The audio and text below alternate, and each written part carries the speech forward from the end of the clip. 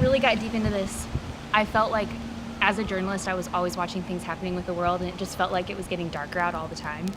And fire definitely lights my way.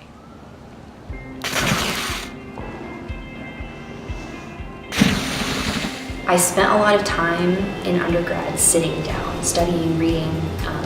While I was going to school, I was also working almost full time. And so when I graduated, I was really hungry for hobbies, and I bounced around for a while before I found anything. And when I found the flow arts and started to think about lighting those flow props on fire, it just gave me this whole other world to pay attention to. So I'm almost 30, I'm still single, I don't have kids. I have a twin sister who has 2 kids, and so fire spinning gave me a thing. You know, it gave me a thing, it gave me a community.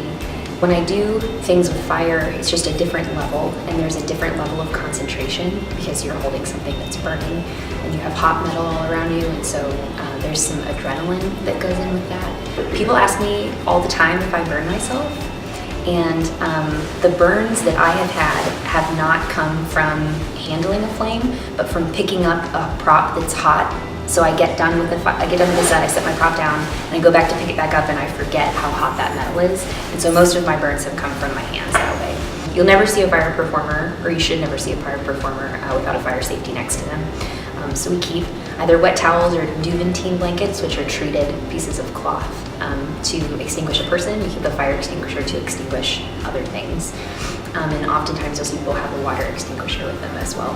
There is one person in particular that I work with, and she's just got this natural inclination to create chaos. And I admire that so much about her, because I'm a person that is very regimented. I like schedules. I'm a radio producer, so I live my life to the second, literally, most of the time during the day. And so the folks that are a part of that community tend to be adrenaline junkies that are a little bit more spontaneous than I am, and it's helped me grow a lot.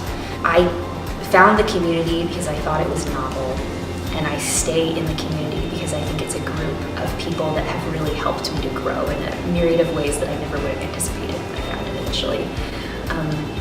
There is also something incredibly meditative and magical to be able to control a flame. My fire spin partner in crime, his name is Corey, and I've been spinning with him for about 3 years now, and his house burned down in a fire when he was young.